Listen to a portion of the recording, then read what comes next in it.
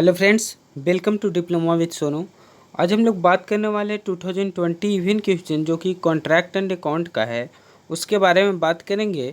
इसमें कुछ कुछ क्वेश्चन में कुछ कुछ गलतियां हैं और कुछ कुछ में आंसर नहीं दिया हुआ होगा आपके क्वेश्चन बैंक, जो कि वीएनएस पब्लिकेशन का होगा जिसमें, ठीक है। तो इसी सभी चीज़ों के बारे में बात करेंगे और सभी क्वेश्चन को अच्छे से टिक आउट करेंगे, राइट आंसर को टिक आउट करेंगे। 2020 इवेंट का जब पूरे क्वेश्चन और आंसर हो जाएगा हम लोग को ऑब्जेक्टिव क्वेश्चन, इसके बाद में हम लोग 2019 का भी क्वेश्चन को करेंगे। तो आइए सबसे फर्स्टली देखते हैं 2020 का फर्स्ट क्वेश्चन क्या था।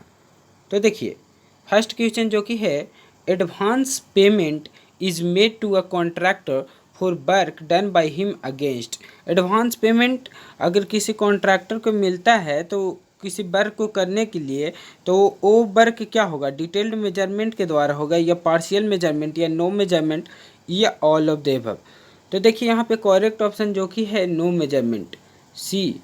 जब मेजरमेंट नहीं किया हुआ होता है तब हम लोग उसका एडवांस पेमेंट, अगर मेजरमेंट नहीं किया हुआ भी है तो हम उसका एडवांस पेमेंट दे सकते हैं, ठीक है।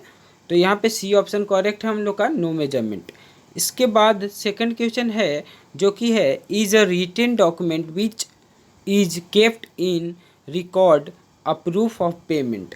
तो एक रिटन डॉक्यूमेंट होता है जो एक रिकॉर्ड के रूप में रखा जाता है, जो पेमेंट ऑफ प्रूफ के लिए उपयोगी है। तो ये कौन सा होगा, voucher, bill, both, A and B या डी नॉन ऑफ दीज। तो इसका जो करेक्ट ऑप्शन है वो है एक ऑप्शन करेक्ट है जो कि है वाउचर। वाउचर वाला ऑप्शन यहाँ पे करेक्ट होगा friend.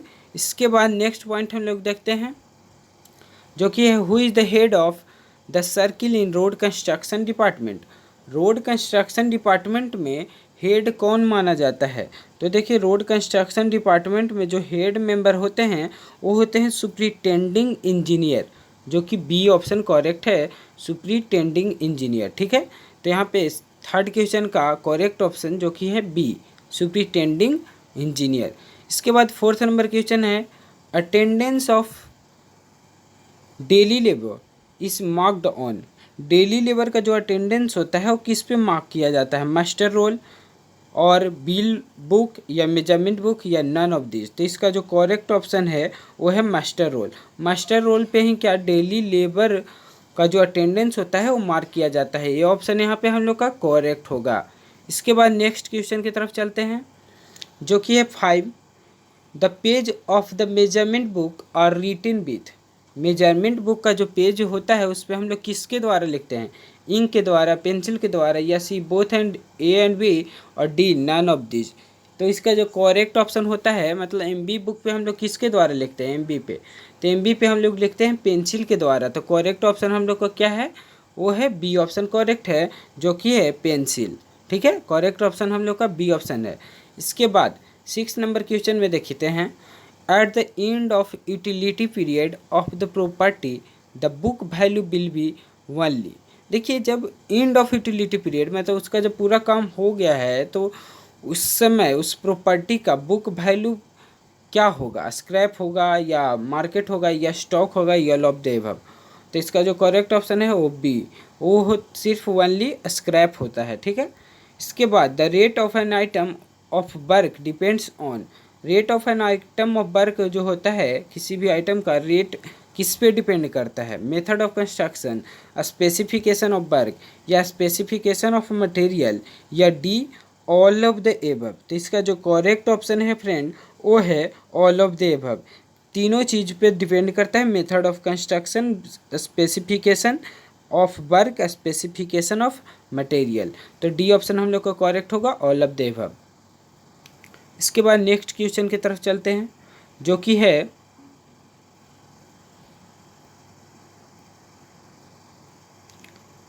Tender to execute the work in invited after. Is invited after यहाँ पे है, बाय मिस्टेक लिखा गया है इन इन्वाइटेड, ठीक है। यहाँ क्वेश्चन बैंक में ही दिक्कत है। देखिए, इसका आंसर ही नहीं दिया हुआ है, यही चलते हम आपको शुरू में ही बताया था क्या कि कुछ कुछ क्वेश्चन का आंसर ही दिया हुआ नहीं है, कुछ कुछ का रॉन्ग है। तो ये सभी चीज़ों के बारे में हम लोग टैली करेंगे। तो अच्छे से देखते हैं इस क्वेश्चन को। Tender to execute the work is invited after. देखिए टेंडर जो होता है किसी भी वर्क को एग्जीक्यूट करने के लिए तो किसके बाद लिया जाता है, जैसे एडमिनिस्ट्रेटिव अप्रूवल या टेक्निकल सैंक्शन या एक्सपेंडिचर सैंक्शन। तो इसका जो करेक्ट ऑप्शन अगर माना जाए तो वो है D option correct, all of the above. देखिए एडमिनिस्ट्रेटिव अप्रूवल के बाद टेक्निकल सैंक्शन होता है, ठीक है। टेक्निकल सैंक्शन के बाद ही एक्सपेंडिचर सैंक्शन पता चल जाता है कि कितना खर्च होगा टेक्निकल सैंक्शन के बाद। तो ये तीनों चीज़ होने के बाद में ही क्या टेंडर को पास किया जाता है, और टेंडर को पास करने के बाद किसी भी वर्क को स्टार्ट किया जाता है। तो डी ऑप्शन हम लोग का करेक्ट है, जो कि all of the above, D option यहाँ पे कर लीजिएगा। इसके बाद नेक्स्ट क्वेश्चन देखते हैं, जो कि है the technique of finding the fair price of an existing building is known as. देखिए फेयर प्राइस, जब भी बात आएगा fair price, clearly fair price बोलें या बोलें कि उसका रियल प्राइस, तो इस समय में आप सीधे समझिएगा कि यहाँ पे जो आंसर होगा वो होगा वैल्यूएशन, सी। वैल्यूएशन की मदद से हम लोग फेयर प्राइस निकाल सकते हैं किसी भी बिल्डिंग का, ठीक है। तो यहाँ पे करेक्ट ऑप्शन जो कि है वैल्यूएशन। इसके बाद next, the amount of an interest is fixed as possible as. Interest जो होता है पॉसिबल एज यहाँ पे कैसे फिक्स होता है, लो, हाई, एवरेज या नॉन ऑफ द अबव। तो देखिए अमाउंट ऑफ इंटरेस्ट जो होता है वो कम से कम रखा जाता है। तो लो यहाँ पे करेक्ट ऑप्शन है, जो कि है लो, LOW, ठीक है, करेक्ट ऑप्शन यहाँ पे होगा। अब 11 नंबर क्वेश्चन से देखते हैं। देखिए 11 नंबर क्वेश्चन में क्या बोला जा रहा है, the years purchase, year of purchase, यहाँ पे ऑफ परचेज समझिए, ठीक है। Year of purchase is expressed as, year of purchase को किस प्रकार एक्सप्रेस किया जाता है। तो ईयर ऑफ परचेज को जो लिखा जाता है वो लिखा जाता है 100 पर रेट ऑफ इंटरेस्ट। तो देखिए 100 पर rate of interest, C option यहाँ पे करेक्ट होगा। तो यहाँ पे करेक्ट ऑप्शन जो कि है हमारा सी। इसके बाद नेक्स्ट क्वेश्चन की तरफ चलते हैं, जो कि है the amount required to be deposited by a contractor while submitting a tender is known as. देखिए जो अमाउंट, यहाँ पे ध्यान से समझिएगा, यहाँ पे कितना लोग, बहुत सारा लोग मिस्टेक करेंगे, यहाँ कुछ बात नहीं है। अगर आंसर आपको यहाँ पे बी नहीं दिया हुआ रहता है तो बहुत सारा मिस्टेक कर जाते हैं आंसर, अगर हम छुपा देते हैं तो, ठीक है। तो यहाँ पे देखिए करेक्ट ऑप्शन जो क्या है, करेक्ट ऑप्शन जो हमारा होगा वो होगा B, earnest money.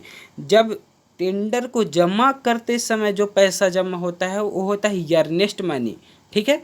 Earnest money, अगर आपको टेंडर मिल गया, अर्नेस्ट मनी जो होता है, अर्नेस्ट मनी आपको ये क्या हो सकता है कि अगर आपको टेंडर नहीं मिला तो आपको मिल सकता है, वापस कर दिया जाता है अर्नेस्ट मनी। तो अर्नेस्ट मनी उस समय होता है जब टेंडर को जमा करना होता है। अगर आपको टेंडर मिल गया तब आपको सिक्योरिटी मनी जमा करना होगा, जो कि 5 to 10% के बीच में होता है, ठीक है। तो ये दोनों के बीच में डिफरेंस समझ गए होंगे आप लोग। तो यहाँ पे करेक्ट ऑप्शन जो कि है बी, अर्नेस्ट मनी, यहाँ पे आंसर होगा। इसके बाद में volume of 1 bag of cement in India is, 1 bag of cement India में जो है इसका माना जाता है करेक्ट ऑप्शन जो कि है 0.033 metre cube, B option correct होगा, 0.033 मीटर क्यूब। इसके बाद में the gradual decrease in the value of property because of constant wear and tear is called. देखिए ग्रेजुअल डिक्रीज मतलब हमेशा डिक्रीज करते, जैसे एक हम लोग अगर वो मान के चलें कि बिल्डिंग बना दिए और बिल्डिंग का धीरे धीरे समय बीतेगा तो बियर एंड टीयर के कारण उसका कॉस्ट कमते जाएगा। तो ये कॉस्ट कमते जाने के लिए जो क्या नाम इसको हम लोग बोल सकते हैं, जैसे टेंडर, वैल्यूएशन, कॉन्ट्रैक्ट और डिप्रिकेशन। तो यहाँ पे करेक्ट ऑप्शन जो है वो है डी, डिप्रिकेशन। जो ग्रेजुअल डिक्रीज होता है किसी भी प्रॉपर्टी का बिकॉज ऑफ मैनी रीजन, जैसे बियर एंड टीयर एक यहाँ पे एग्जांपल दे दिया गया, तो उसको हम लोग बोलते हैं डिप्रिकेशन, डिप्रिकेशन। इसके बाद में बुक वैल्यू, बुक वैल्यू जो होता है वो कैसे होता है, डिक्रीज करते रहता है या इंक्रीज करते रहता है या रिमेन कांस्टेंट। तो यहाँ पे बुक वैल्यू जो होता है हमेशा डिक्रीज करते रहता है ईयर टू ईयर। तो ये ऑप्शन हम लोग का करेक्ट होगा। इसके बाद में DPC course, DPC is provided at level, किस लेवल पे डीपीसी को दिया जाता है। तो ये तो बहुत ही सिंपल क्वेश्चन है, प्लिंथ लेवल पे दिया जाता है, सी ऑप्शन करेक्ट है, ठीक है, सी ऑप्शन करेक्ट है। इसके बाद में 17 number question, the value of any building after obtaining useful income without dismantling it is known as.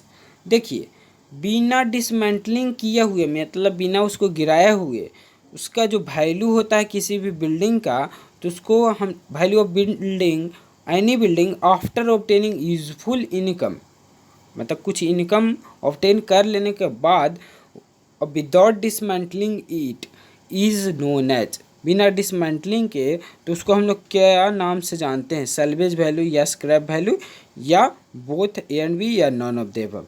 तो देखिए बिना डिसमेंटलिंग के जब बोलेगा ना, तो उसको करेक्ट ऑप्शन होगा सैल्वेज वैल्यू, जो कि करेक्ट ऑप्शन होगा ए हमारा, ठीक है, ये ऑप्शन करेक्ट है, सैल्वेज वैल्यू।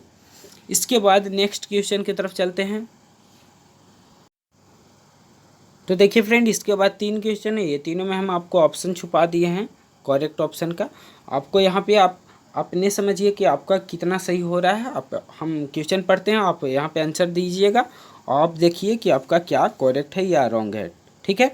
तो देखिए, the contractor has to deposit, fill in the blacks, percent of furthered record, furthered amount as security money on acceptance of tender। देखिए जब टेंडर का एक्सेप्टेंस हो जाता है, इसके बाद में जो अमाउंट वहाँ पे दिया जाता है वो कितना होता है, 3%, 5%, 10%। तो यहाँ पे देखिए जो करेक्ट ऑप्शन होगा वो 5% होगा, 5%।